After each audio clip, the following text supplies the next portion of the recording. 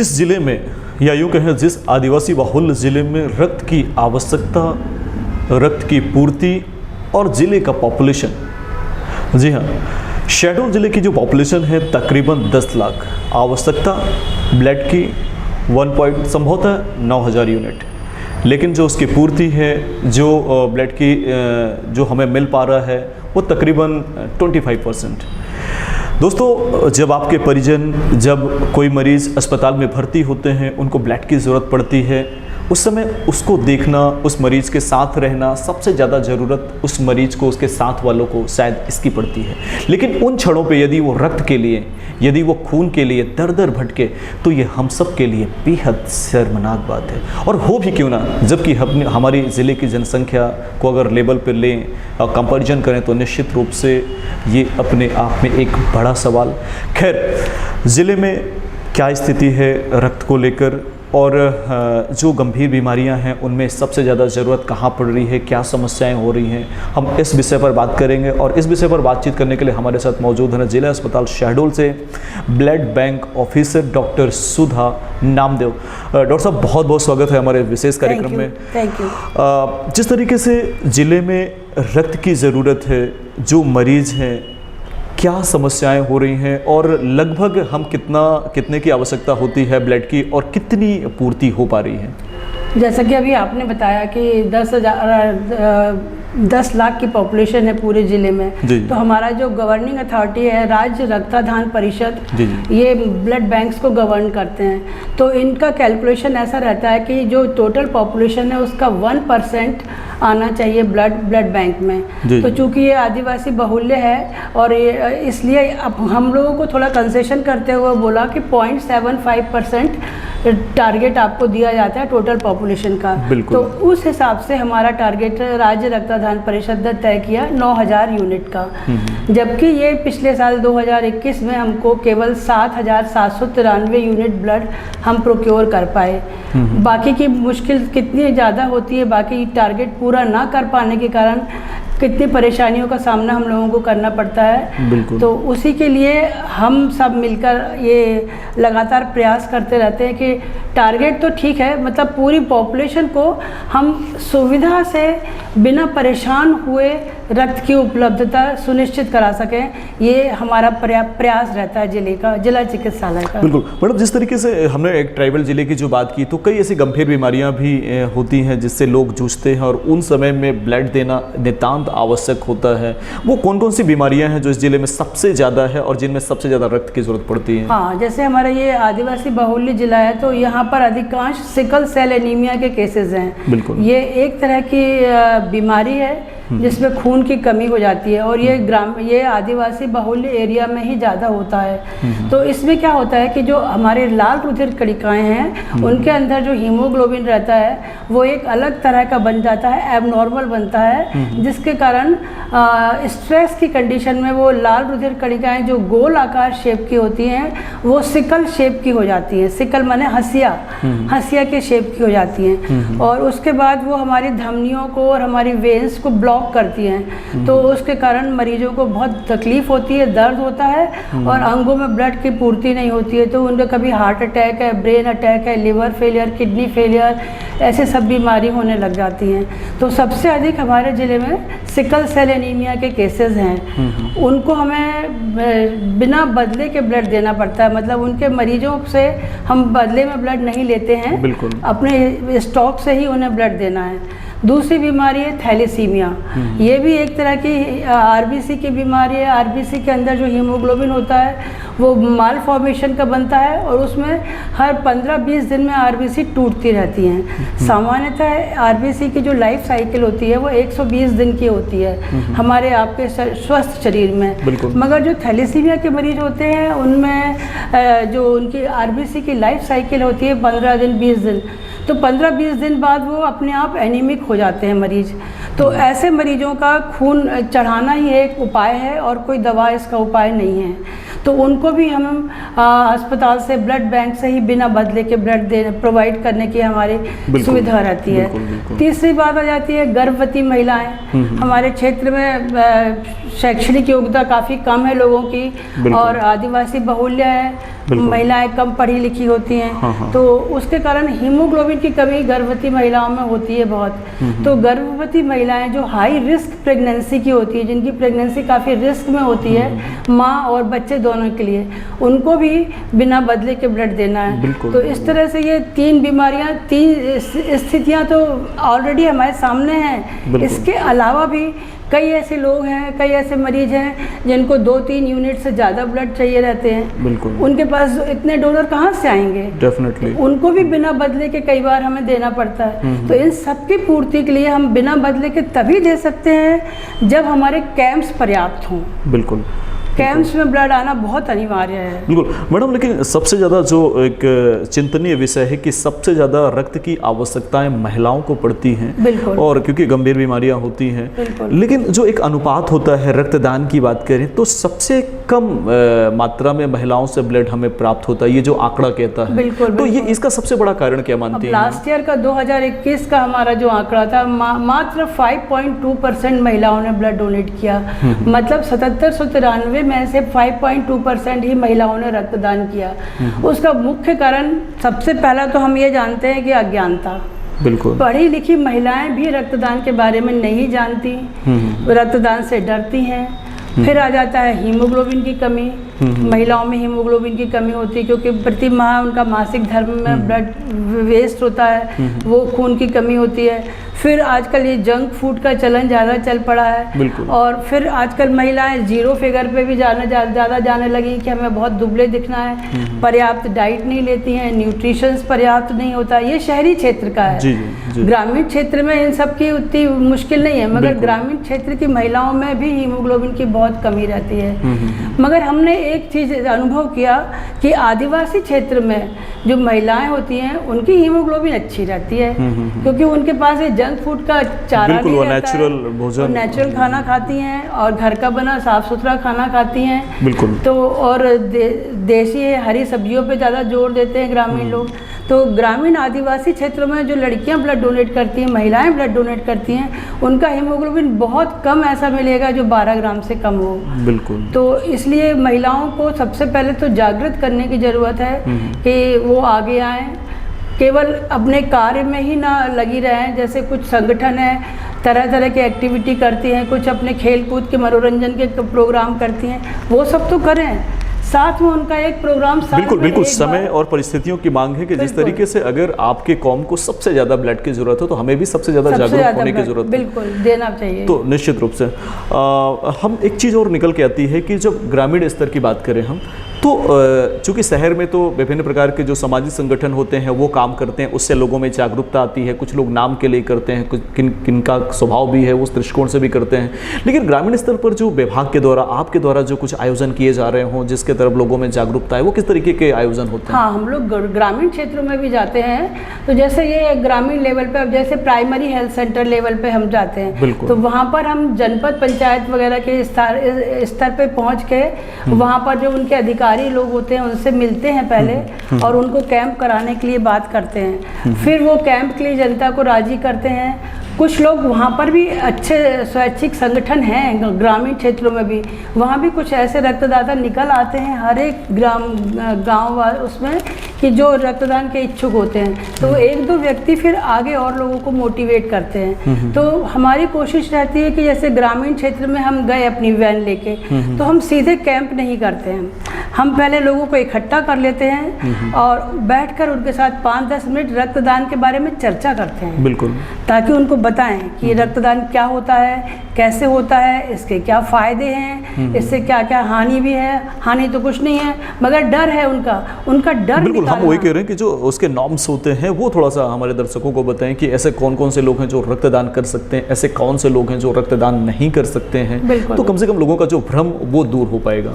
जैसे कोई भी स्वस्थ व्यक्ति जिसकी उम्र 18 से 65 वर्ष के बीच की है, वजन 45 किलोग्राम से ज़्यादा है, हीमोग्लोबिन 12 ग्राम है है, वो स्वस्थ व्यक्ति है, वो रक्तदान कर सकता है। मगर इसके साथ साथ हमारे साथ एक रक्तदाता प्रश्नोत्तरी फॉर्म भी रहता है। जी। उसमें कई बीमारियों का जिक्र रहता है कि आपको कोई टीका लगा, जैसे टेटनस का टीका तो नहीं लगा, आपको कुत्ते ने तो नहीं काटा विगत 6 महीने के अंदर, या आपको हेपेटाइटिस का टीका अभी फिलहाल तो नहीं लगा है, आपकी कोई सर्जरी तो नहीं हुई है, हार्ट की बीमारी तो नहीं है, आपको लंग्स की कोई बीमारी तो नहीं है, मानसिक रोगी तो नहीं है। तो ये सारे क्वेश्चन जो हम पूछते हैं, वो क्वेश्चन पूछने पर जो हमें फिट मिलते हैं, और जो हमने बताया वजन, हीमोग्लोबिन और एज, इनके साथ साथ जो हमारे प्रश्न में ओके मिलते हैं, तभी हम उनका रक्त लेते हैं। अदरवाइज़ हम उनको डिफ़र करते हैं। डिफ़र भी मतलब उनको बोल देते हैं कि अभी आप नहीं दे सकते हो।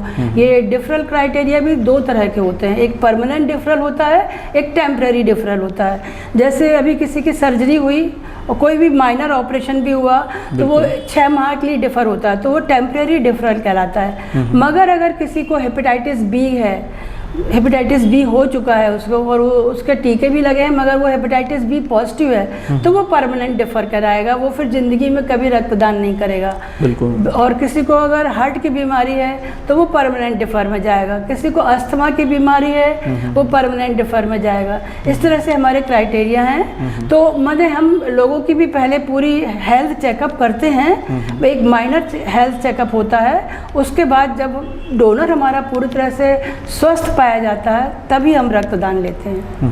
मैडम, वो परिस्थितियाँ कैसी होती हैं जब किसी मरीज को सबसे ज़्यादा कुछ ऐसे ब्लड ग्रुप होते हैं जो नहीं मिलते हैं, रेयर मिलते हैं, और उसे नितांत आवश्यक, उस समय कैसा संघर्ष और कैसा चैलेंज महसूस करती हैं और कैसे पूर्ति हो पाती है? कठिन स्थिति होती है ब्लड बैंक के लिए। रेयर ग्रुप होते हैं जैसे निगेटिव ब्लड ग्रुप सारे, A negative, O negative, B negative, A B negative, तो ऐसे ग्रुप वाले जब डोनर आते हैं, कभी कभी इत्तेफाक से हमारे पास ये रेयर ग्रुप के ब्लड भी रहते हैं, और जब नहीं रहते हैं तब फिर हमारे पास एक डायरेक्टरी बनी होती है ब्लड बैंक की। उस डायरेक्टरी से हम उनका फ़ोन नंबर छांटते हैं और उन लोगों को फिर हम लोग खुद ही कॉल करते हैं। हमारी काउंसलर हैं एक, वो कॉल करती हैं या हम कॉल करते हैं। तो 5-6 लोगों को कॉल करो तो 2-4 लोग तो कॉल उठा ही लेते हैं, तो आ जाते हैं वो ब्लड बैंक में अपनी सुविधा के अनुसार।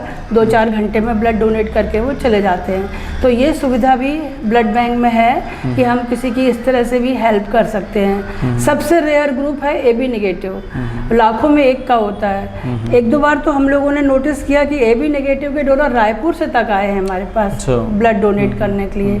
और जब कोविड का समय था उस समय एक डोनर ए पॉजिटिव के थे, वो कटनी से बाइक चला के यहाँ पर आए थे ब्लड डोनेट करने के लिए। तो लोग करते हैं, कोऑपरेट करते हैं, और बहुत अच्छे लोग हैं दुनिया में जो रक्त के लिए लोगों की मदद करने के लिए आगे आ रहे हैं। और इस तरह से ब्लड बैंक हमारा बड़ा स्मूथली चल रहा है, मगर कैंप्स की हमें बहुत सख्त आवश्यकता है। बिल्कुल। मैडम, चूँकि आपने एक बात कही कि अब हमारे पास बैन भी हो गए हैं, यानी कि यदि कोई 20 लोग मिलके जो गांव से, शहर से दूर हैं, यदि वो ब्लड डोनेट करना चाहें तो बैन हमारा वहाँ पे जाके वो ब्लड लेके, ब्लड निकाल के और सुरक्षित तरीके से लाया जा सकता है। ये बैन में कैसी सुविधाएँ होती हैं? ये बहुत अच्छी शासन की सुविधा है। नेशनल हेल्थ मिशन ने हम लोगों को हर जिले में blood collection and transportation van दी है। उसमें 2 काउच लगे हुए हैं और फ्रिज भी हैं, और ब्लड कलेक्शन के लिए सारी सुविधाएं जो होती हैं वो सब कुछ है। तो उसमें हम पहले ही डोनर का हीमोग्लोबिन देख लेते हैं, वेइंग मशीन भी है उसमें, और डोनर का वजन वगैरह सब देख के क्वेश्चनरी फॉर्म भर के वैन के अंदर ही ब्लड निकालते हैं। वैन में AC भी लगे हुए हैं, अंदर ही वो वैन डीजल से भी चलती है और जनरेटर पेट्रोल से भी चलते हैं उसके।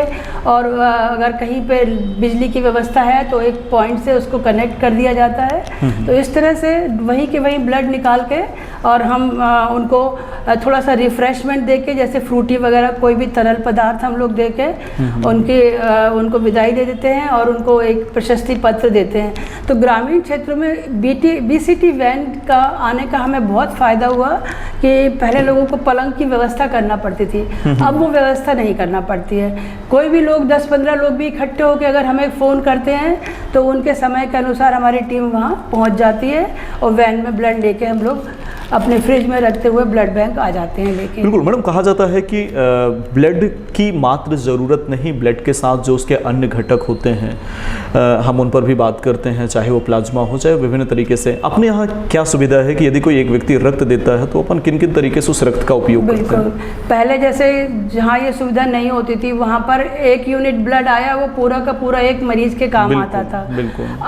आज के वर्तमान युग में ये ऐसा है कि ब्लड में जो 3-4 घटक होते हैं, जैसे आरबीसी है, डब्ल्यूबीसी है, प्लेटलेट्स हैं और प्लाज्मा है, इन चारों को अलग अलग करने के साधन आ गए हैं और वो साधन हमारे जिला चिकित्सालय में उपलब्ध है। बिल्कुल। तो उसके अनुसार हम लोग 3 कंपोनेंट अलग अलग बनाते हैं। आरबीसी बनाते हैं, एक ब्लड से प्लाज्मा बनाते हैं और एक ब्लड से ही प्लेटलेट बनाते हैं। तो फिर जिसको जो ज़रूरत पड़ती है, जैसे थैलेसीमिया और सिकल सेल के मरीज और गर्भवती महिलाएं या अन्य मरीज जिनको केवल एनीमिया है, खून की कमी है, उनको हम पैक्सेल देते हैं, आरबीसी देते हैं। और जिनको क्लॉटिंग फैक्टर देना है, जिनको खून बह रहा है कहीं खून की कमी के कारण या कोई ऐसी बीमारी हो गई कि अंदर हेमरेज हो रही है, अंदर खून जा रहा है, उनको हम प्लाज्मा दे देते हैं। तो डॉक्टर की डिमांड के अनुसार। अब कई वायरल बीमारियां ऐसी हैं जहाँ प्लेटलेट की कमी हो जाती है, तो वहाँ हम प्लेटलेट देते हैं। तो इस तरह से 1 यूनिट ब्लड हम 3 मरीजों को फ़ायदा पहुँचा रहे हैं इस समय, और ये एक बहुत ही अच्छी सुविधा है। इसलिए एक बार अगर आप साल भर में 2 बार भी अगर आपने ब्लड डोनेट किया तो 2 बार में आपने कम से कम 6 लोगों की जान बचाई। तो आप पूरे अपने कार्यकाल में 18 से 65 वर्ष की उम्र तक अगर साल में 2 बार भी रक्तदान करते हैं तो सोचिए आपने कितने लोगों की जान बचा ली। बिल्कुल बिल्कुल। मैडम, चूँकि आप एक विशेषज्ञ हैं, डॉक्टर हैं, ये जो रक्त बनने की जो विधि है, जैसे लोगों में अमूमन ये सवाल होते हैं कि मैंने रक्त दे दिया, फिर पता नहीं मेरा वो रक्त कब तक बन पाएगा, वो प्रक्रिया थोड़ा सा हमारे जो दर्शक हैं हाँ, यही लोगों के मन में बहुत गलत धारणा है कि रक्त देने से कमज़ोर बहुत हो जाते हैं। तो रक्त का जो पानी वाला पोर्शन होता है, लिक्विड तरल वाला, वो तो कुछ ही घंटों में बन जाता है। बिल्कुल, कुछ ही घंटों में हम बिल्कुल नॉर्मल हो जाते हैं, उतना वॉल्यूम पूरा का पूरा बन जाता है वॉल्यूम वाइज। रही बात हीमोग्लोबिन की, तो वो करीब 3 महीने में के अंतराल में जो हीमोग्लोबिन कम होता है वो बन जाता है। मतलब ज़्यादा नहीं कम होता, एक रक्तदान में केवल 1 ग्राम हीमोग्लोबिन कम होता है, बस, इससे ज़्यादा कम नहीं होता। तो वो इसलिए अपन कहते हैं कि दोबारा हर 2 रक्तदान के बीच में कम से कम 3 माह का अंतर होना चाहिए। मतलब कोई भी स्वस्थ व्यक्ति हर चौथे माह फिर से रक्तदान कर सकता है। तो 3 माह बाद वो फिट हो गया, पूर्णतः वो फिर से रक्तदान करने लायक है। मगर अभी एक नई व्यवस्था और आ गई जिसको एसडीपी बोलते हैं, सिंगल डोनर प्लेटलेट्स, उसकी मशीन हमारे पास नहीं है। तो वो मशीन में ऐसा है, किसी को अगर प्लेटलेट चाहिए है तो वो हर हफ्ते प्लेटलेट ही निकाल सकते हैं उसकी, और वो दे सकता है। उसमें क्या होता है कि प्लेटलेट चाहिए तो हमारे शरीर से केवल प्लेटलेट निकल के आएंगी, ब्लड हमारा वापस का वापस ब्लड में हमारे शरीर में चला जाएगा। हम लोग उसके लिए भी ट्राई कर रहे हैं, एसडीपी एफेरेसिस मशीन कहते हैं उसको, तो वो भी शायद हम लोग को बहुत जल्दी मिलने वाली है। तो वो मशीन भी मिल जाए तो और आगे हमारे लिए रक्तदान के क्षेत्र में और तरक्की बिल्कुल एक बड़ा सहयोग होगा। डॉक्टर साहब, हम देखने को मिलता है, ये तो देने की बात हुई, जब रक्त लेने की बात होती है तो अमूमन बहुत सारी जानें ऐसी चली जाती हैं ग्रामीण स्तर पर कि उनका ये कहना होता है कि हम किसी और का ब्लड नहीं लेंगे, हमको इन्फेक्शन हो जाएगा या हमको और बीमारियां हो जाएंगी, उसके शरीर में जो बीमारियां वो हमें आ जाएंगी। ये जो लोगों में एक असाधारण सी एक धारणा है, इसको कैसे ठीक किया जा सकता है? पहले तो हम सबसे पहले आपको बता दें कि वर्तमान साइंटिफिक युग में ब्लड रिलेशन का ब्लड नहीं चढ़ाते हैं। वो धारणा गई जब अपन कहते थे कि रक्त का सगे संबंधी ही रक्तदान दें। अब अगर सगे संबंधी रक्तदान देते हैं, ब्लड रिलेशन में रक्तदान करते हैं, तो वो मरीज को रिएक्शन होने की चांसेस रहती हैं। तो इसलिए हम लोग रखा हुआ ब्लड देते हैं। मगर हम क्या करते हैं कि हर ब्लड यूनिट लेने के बाद 5 टेस्ट लगाते हैं, HIV का, हेपेटाइटिस B का, हेपेटाइटिस C का, VDRL और मलेरिया का। और जब हमारी रक्त यूनिट इन 5 टेस्ट से नेगेटिव होती है तब हम उसको ओके की सील लगा के टेस्टेड के फ्रिज में रख देते हैं। हमारे फ्रिज अलग अलग होते हैं, एक में अनटेस्टेड ब्लड रहता है, एक में टेस्टेड ब्लड रहता है। तो जैसे ही हमारी यूनिट टेस्ट हो गई तो हम टेस्टेड में उसको शिफ्ट कर देते हैं। तो इस तरह से हम उसको पूरी तरह से सुरक्षित कर लेते हैं ब्लड को। तो ये बीमारियों का खतरा टेस्टेड ब्लड से मरीज तक पहुंचने का बिल्कुल नगण्य रहता है। तो इसलिए ये धारणा बिल्कुल पब्लिक को निकाल देना चाहिए कि ब्लड बैंक से मिला ब्लड असुरक्षित होगा। बिल्कुल नहीं असुरक्षित होगा, क्योंकि मरीज की सुरक्षा वो भी हमारी ही जिम्मेदारी है। तो हम ऐसा बिल्कुल नहीं चाहेंगे कि हमारे वो मरीज को भी कोई तकलीफ़ हो।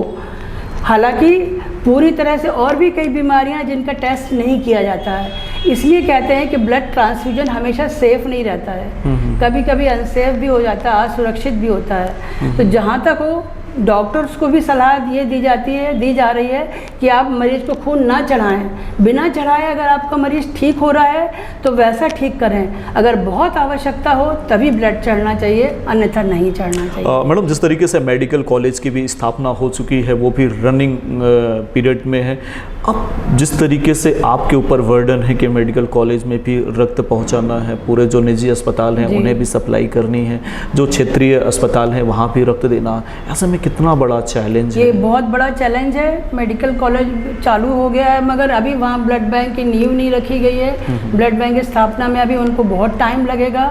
मेरे हिसाब से अभी उनका कम से कम 2 साल और ब्लड बैंक नहीं बन सकता है। और ब्लड की इस समय सबसे अधिक खपत अगर है तो मेडिकल कॉलेज में ही, हमारे जिला चिकित्सालय से ज़्यादा खपत मेडिकल कॉलेज में हो रही है। साथ ही साथ पूरे ज़िले के जितने भी प्राइवेट हॉस्पिटल हैं उनको भी हमें ब्लड देना होता है। तो ये सारी सप्लाई और डिमांड के बीच का जो अंतर है वो केवल कैंप के द्वारा ही पूरा हो सकता है। मेडिकल कॉलेज में भी कैंप्स लगवाते हैं हम लोग, और बीच बीच में हम वहाँ के डीन और अथॉरिटी से रिक्वेस्ट करते हैं कि आपके पास इतने स्टूडेंट्स हैं, आप लोग कैंप लगाइए। वो लोग लगवाते भी हैं, कैंप मेडिकल कॉलेज में लगते हैं। तो कैंप जितने ज़्यादा हमें मिलेंगे और बड़े बड़े कैंप मिलेंगे, तभी हमारी सप्लाई हर किसी को बिल्कुल सुचारू रूप से चलती रहेगी बिना किसी बाधा के। बिल्कुल। तो निश्चित रूप से आपने देखा कि किस तरीके से रक्त की ज़रूरत हमें है, और रक्त मतलब एक ऐसी पूंजी है हमारे शरीर की जिसकी मात्रा या जिसकी थोड़ी सी भी हम किसी को डोनेट करते हैं तो वो किसी की ज़िंदगी बचाने के काम आते हैं। और जिस तरीके से अभी जैसा कि डॉक्टर साहब ने बताया कि आने वाले समय में और ज़्यादा क्योंकि जिस तरीके से कुछ महिलाओं के गंभीर ऐसी बीमारियां हैं या कुछ हमारे क्षेत्र में जो गंभीर बीमारियां हैं उनमें सबसे ज़्यादा रक्त की ज़रूरत पड़ती है। इसलिए मुझे ऐसा लगता है कि इन सब गंभीर जितने भी कारण हैं और जितनी भी आवश्यकता है और जितने भी आंकड़े हैं, ये सब सुनने के बाद आपके अंदर निश्चित रूप से ब्लड देने की जो एक भाव है वो निश्चित रूप से जगेगी। और आने वाले 27 तारीख को जिस तरीके से कुछ समाज सेवियों द्वारा एक बड़ा ब्लड मेगा कैंप लगाने की घोषणा की गई है, उस पर लगातार लोग आ भी रहे हैं। हमारी भी आप सबसे अपील है कि ज़्यादा से ज़्यादा ब्लड दें, चाहे वो आपका बर्थडे हो, चाहे वो आपकी एनिवर्सरी हो, खुशी के पल हो, वहाँ पे अगर आप ब्लड देते हैं तो निश्चित रूप से वो ब्लड किसी के ज़िंदगी बचाने के काम आता है। डॉक्टर साहब, हम चाहेंगे हमारे जो जनता है, हमारे जो दर्शक हैं, यदि आप उनसे कुछ अपील करना चाहें तो। बिल्कुल हमारे पूरे ज़िले वासियों से अपील है कि रक्तदान एक बहुत ही सहज प्रक्रिया है, बिल्कुल न डरें, इससे कहीं कोई नुकसान नहीं होता है, बल्कि रक्तदान से बहुत फ़ायदे हैं। सबसे बड़ा फ़ायदा है तो है हमारा कि हमें एक मानसिक सुकून मिलता है, हमें लगता है कि हमने सोसाइटी के लिए कुछ किया, केवल अपने लिए नहीं जिए, हम दूसरों के लिए भी जी रहे हैं। उसके बाद जो हम 5 टेस्ट करते हैं, वो 5 टेस्ट के रिज़ल्ट आपको मुफ्त में मिल जाते हैं, पता चल जाते हैं कि HIV तो नहीं है, हेपेटाइटिस B तो नहीं है, C तो नहीं है। तो ये 5 के रिज़ल्ट आपको मुफ्त में पता चल जाते हैं, जो कि आप किसी भी अच्छी प्राइवेट लैब में कराएंगे तो 3-4 हज़ार रुपये से कम में नहीं आपको मिलेगा। आपको अपने हीमोग्लोबिन का लेवल पता चल जाएगा कितना हीमोग्लोबिन है। फिर हमारे ब्लड जो नियमित रक्तदाता रहते हैं उनके बॉडी में कोलेस्ट्रॉल की जो लेवल रहती है वो बिल्कुल मेंटेन रहती है, मतलब फैट की। तो उनके कारण उनको फिर हार्ट अटैक की प्रॉब्लम नहीं होती भविष्य में, ब्रेन अटैक की, पैरालिसिस की, इन बीमारियों से और ब्लड प्रेशर की बीमारियों से वो उनको सफ़र करने की बहुत कम गुंजाइश बच जाती है। तो जो लोग नियमित रक्तदाता होते हैं वो उनके शरीर में कोलेस्ट्रॉल हमेशा नॉर्मल पाया जाएगा, उनको कभी कोई तकलीफ़ नहीं रहेगी और हमेशा वो बहुत स्वस्थ रहते हैं। मैंने स्वयं more than 50 time blood donate किया है, आज तक मुझे कभी कोई तकलीफ़ नहीं हुई। और मैं एक ऐसी महिला हूँ कि मैंने ब्लड दिया भी है, और जब मुझे कैंसर हुआ था तब मुझे ब्लड लगा भी है। तो मैं जानती हूँ कि ब्लड चढ़ने का क्या महत्व होता है। मैं ऑलमोस्ट गॉन थी, जैसे ही 1 यूनिट ब्लड गया तो मेरे शरीर में जान आ गई थी। तब हमने सोचा कि नहीं, अब ये मेरे जीवन का मिशन है। अगर भगवान ने हमें बचा दिया तो हम रक्तदान को ही अपना मिशन बनाएंगे और लोगों को इसी क्षेत्र में अधिक से अधिक प्रेरित करेंगे। बिल्कुल, तो डॉक्टर साहब खुद भी एक रक्तदान वीर है और एक चीज़ निकल के आ रही है कि जिस तरीके से महिलाओं में जो औसत है ब्लड डोनेशन को लेकर वो काफ़ी कम है। मित्रों, हम देखते हैं कि शहरों में बड़ी बड़ी महिलाओं की टीम है जो अच्छा खासा प्रोग्राम करती हैं, मनोरंजन के भी कार्यक्रम होते हैं, उनके खुद के बहुत सारी किटी पार्टियां भी होती हैं, बहुत सारे आयोजन भी होते हैं। लेकिन उनमें से अगर कुछ ऐसी चीज़ पर जागरूकता के काम किए जाएँ और यदि वो किटी पार्टी के दिन तय कर लिया जाए कि हमें इतने यूनिट ब्लड देने हैं, तो निश्चित रूप से समाज के लिए एक अच्छा संदेश जाएगा और आपके जैसे जो गाँव में गंभीर बीमारियों के साथ जो संघर्ष कर रही महिलाएं हैं, बच्चियां हैं, उन्हें जीवन मिल पाएगा। बहरहाल, रक्त के लिए शंखनाद के इस कार्यक्रम में और हमसे और हमारे स्टूडियो में आने के लिए, बातचीत करने के लिए, लोगों के अंदर जो भी धारणाएं हैं ब्लड डोनेशन के लेकर वो सारी स्पष्ट करने के लिए मैडम आपका बहुत बहुत धन्यवाद। और आने वाले समय में हम उम्मीद करेंगे और जनता से गुजारिश करेंगे कि इतना ब्लड का जो एक हमारे पास स्टॉक है इतना ज़्यादा हो कि हम पूरे मध्य प्रदेश में सप्लाई कर पाएँ। इसी भावना के साथ thank you so much. Mimas TV में विज्ञापन के लिए दिए गए नंबरों में संपर्क करें या हमारे ऑफिस में संपर्क करें। पता: Mimas India group, Katare complex, 2nd floor, new Gandhi Chowk, shadow.